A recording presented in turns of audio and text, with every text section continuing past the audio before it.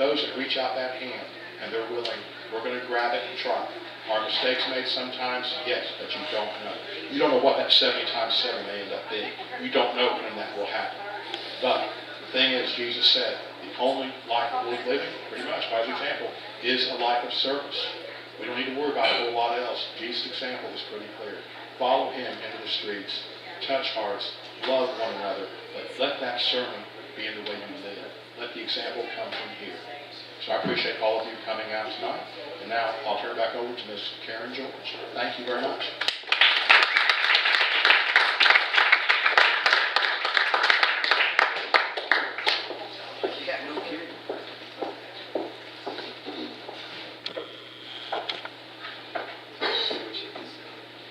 Now I'm going to be out of breath. I walked all the way across a room. Ooh, I haven't walked that far in a long time. Thank you, Tom. Everybody give Tom Gardner and Harbour's Gate a hand, please.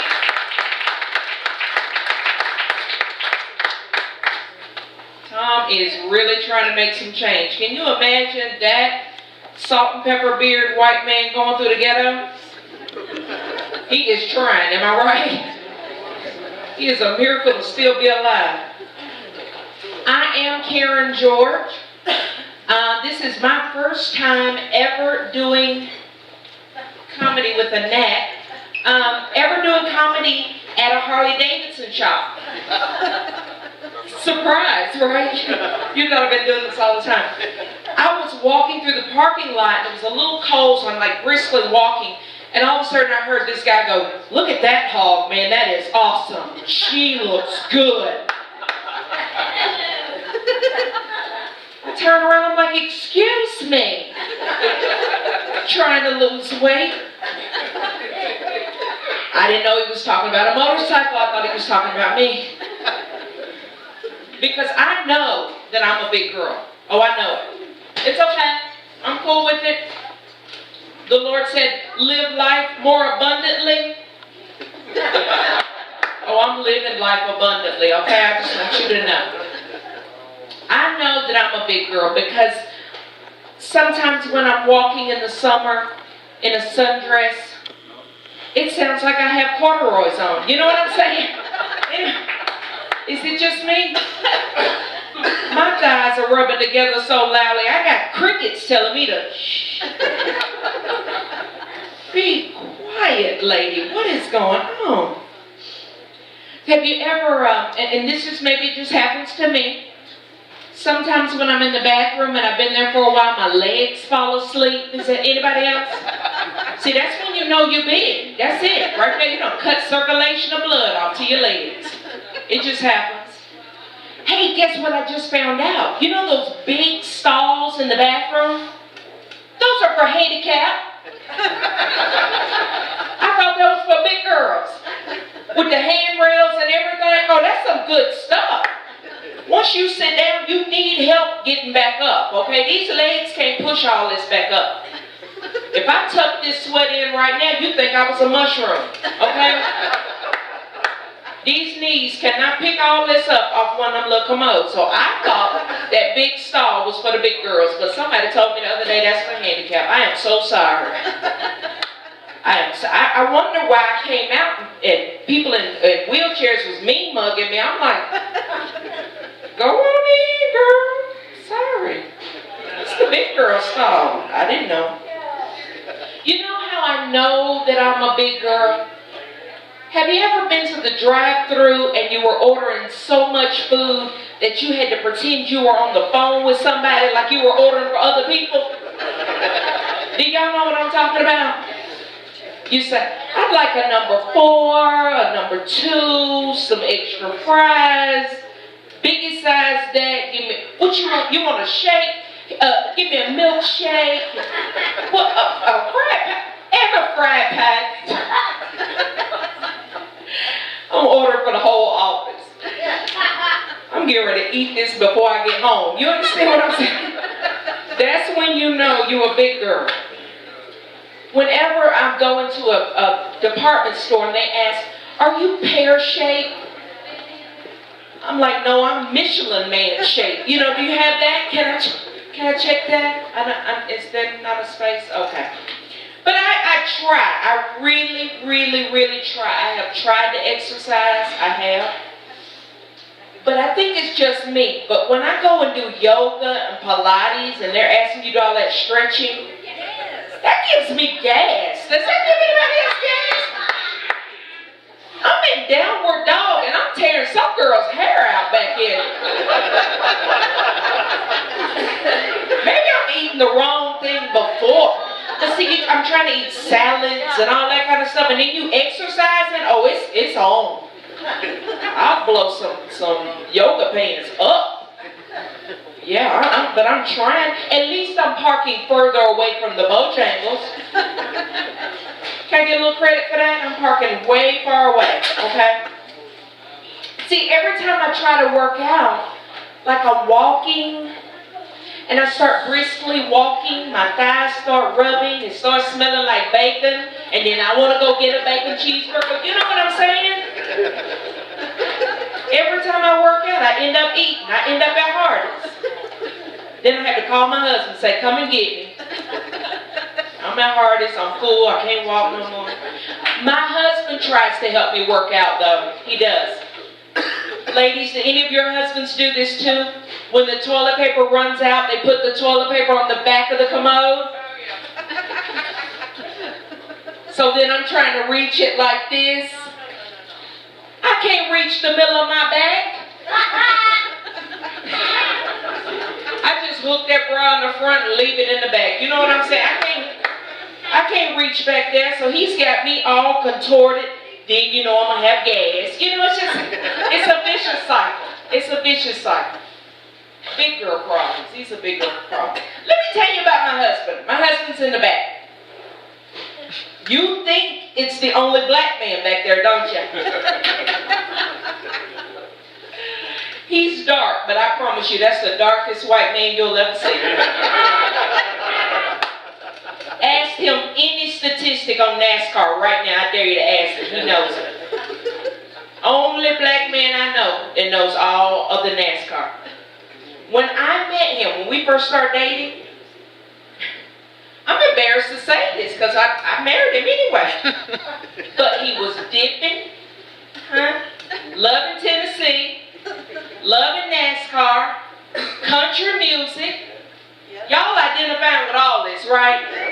If I was at an NAACP meeting, they'd be throwing him out right now. Get out, get out, get out. But that's my husband. That's exactly who I married. This guy who has all of these white traits. But let me tell you, it's a wonder my husband is even alive today. It really is. I'm not saying that my mother-in-law was a bad mother, because she's not. She's not. I say on camera, she's not. But it's a wonder that he is alive. He tells me about these things that he and his best friend used to do. And I'm like, how did you make it through that? He and his best friend, now get me right on this, Chris, his friend used to drive a Chevy Love. Yes. Have y'all heard of this truck? It's called a Chevy Love. Yeah. Not only was it a Chevy Love, it was an old Chevy Love, okay? Like the clutch used to get stuck on it all the time. Emergency brake gets stuck on it all the time. This thing was horrible.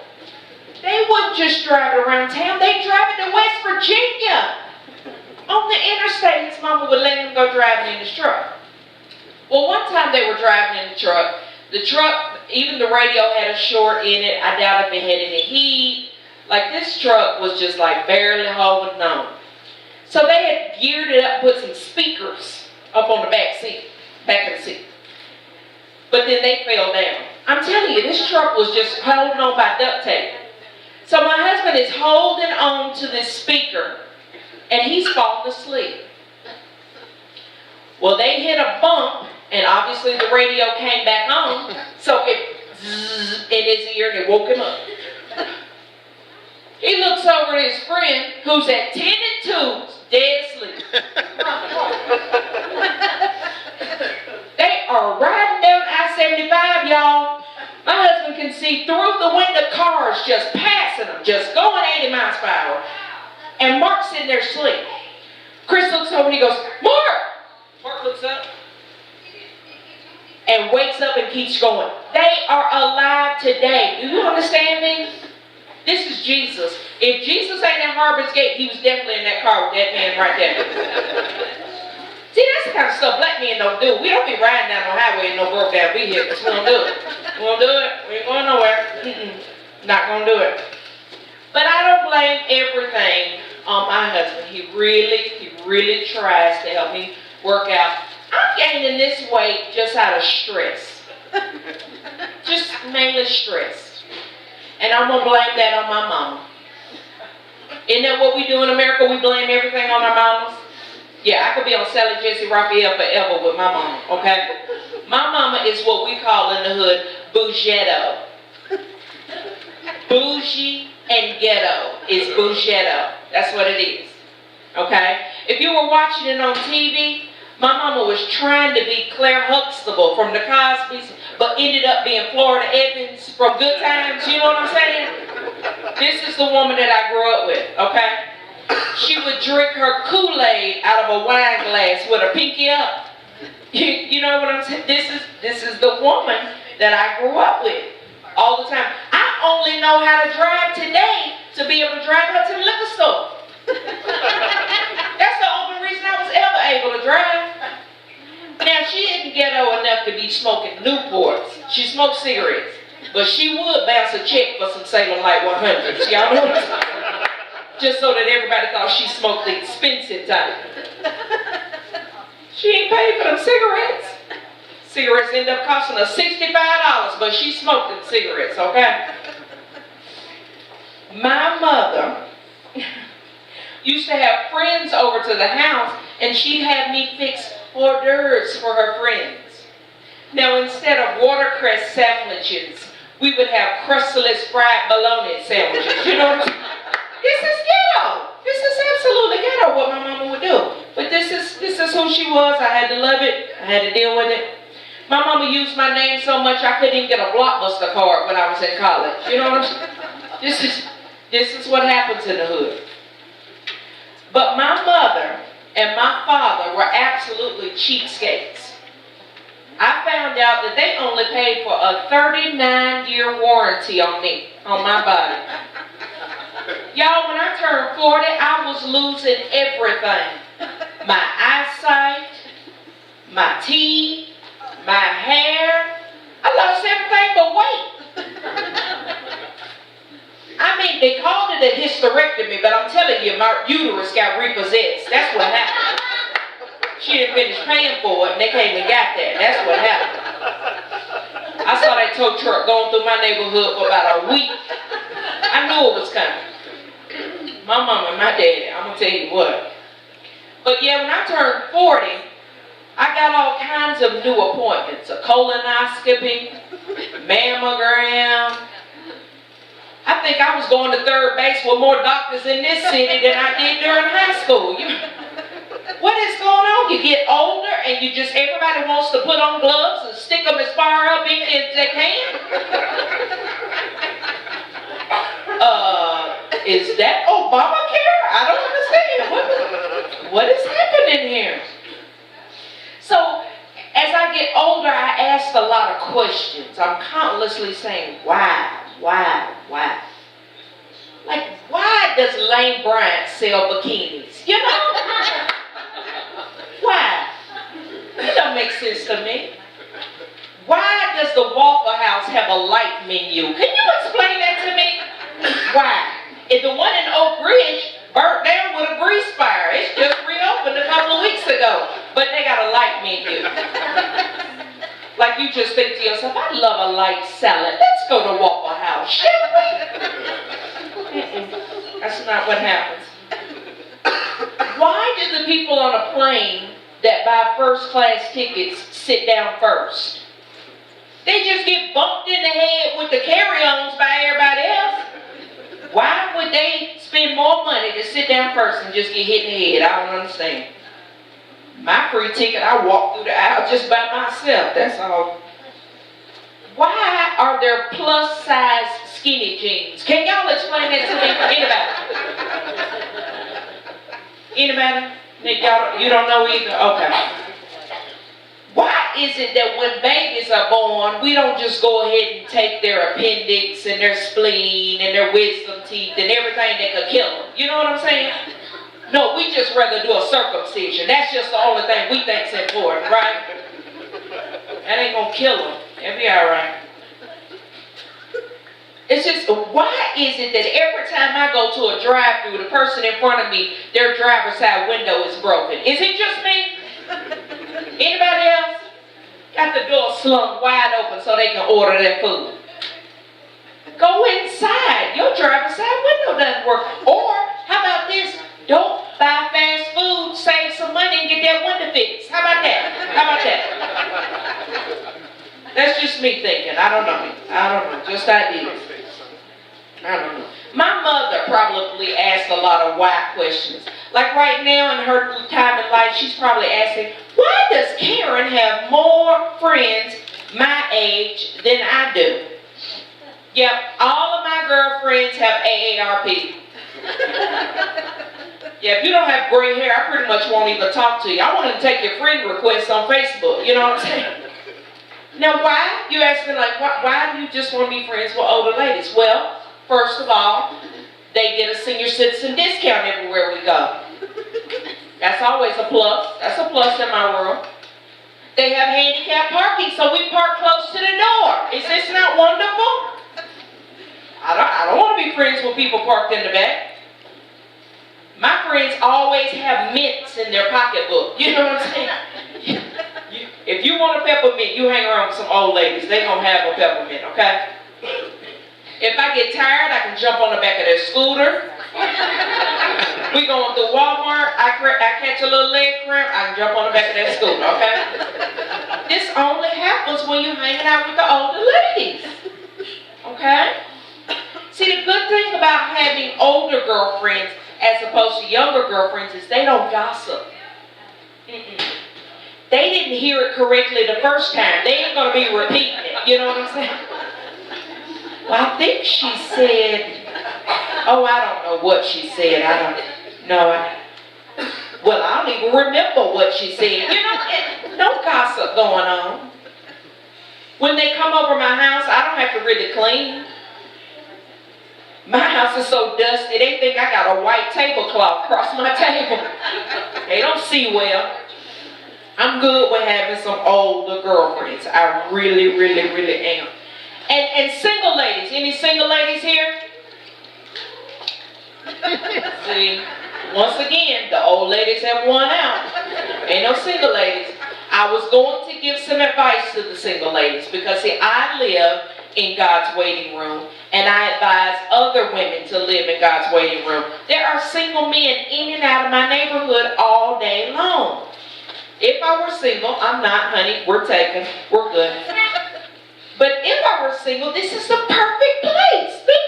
Think about it for just a minute. All of the ambulance drivers coming through the neighborhood. Are y'all thinking now?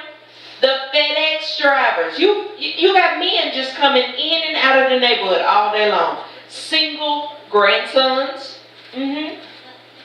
Just conveniently go outside with your robe, let the wind blow the robe open, you know. Whatever you got to do to get you, you know. Yard men, police officers. I mean, older ladies are going to be, they're going to fall down and they're hover around. Somebody's going to have to come. So I love having my older friends. I love living in God's waiting room. I never have to listen to parties late at night. They sleep by the time Jeopardy come on, you know what I'm saying? We couldn't even get trick-or-treaters yesterday because the news is on. We're going to sleep. I don't have time for this. So the wonderful thing about Harbour's Gate, we're here for Harbour's Gate. So I just think about Harbour's Gate and how they help people primarily in the ghetto.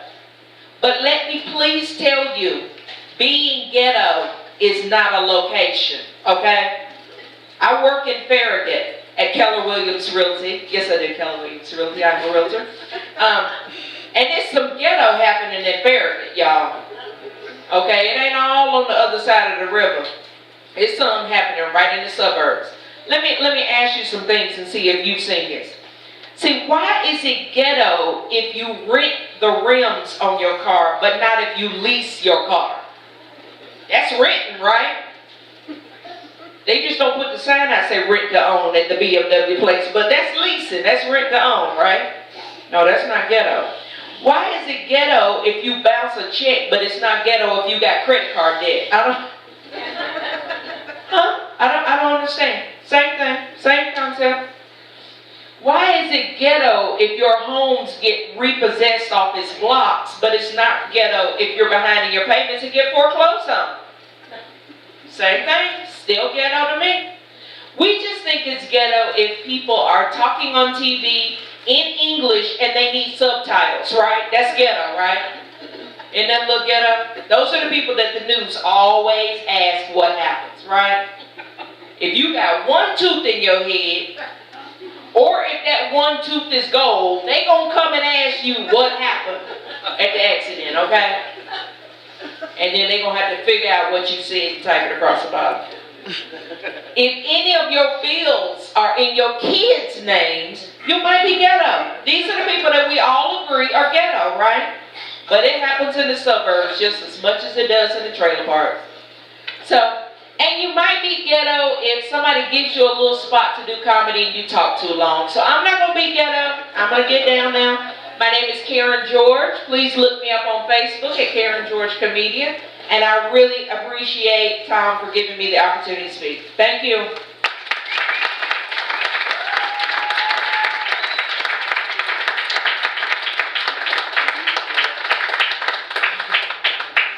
It's a long walk, isn't it, Tom?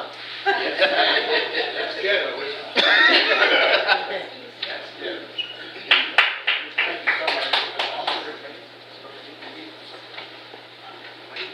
God bless you again for that. Karen and I got together a few weeks ago. We had so much more in common. She's got the heart of love and compassion and a great source of inspiration for me. It's hard to find people in working areas I work in. I've actually had people look at me and go, "We're not going there, Tom. You bring them to us first." But I deal with all of that, and I'm just happy and content to be doing what little bit that I can. It's a very small bit, but I can't do it without everyone else who's assisting me too. So thank you, Karen, very much. Now, on with the main shows.